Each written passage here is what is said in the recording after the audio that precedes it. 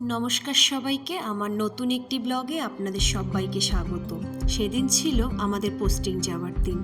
তো সকাল সকাল ট্রাক চলে এসেছে জিনিসপত্র নিয়ে যাবে বলে। তবে একটা সুবিধা, পোস্টিংয়ের সময় এরকম লোকজন আছে, তারাই এসে জিনিসপত্রগুলো র্যাপ করে ট্রাকে তুলে দেয়। তো আমাদেরও সেরকম চলে এসেছিল।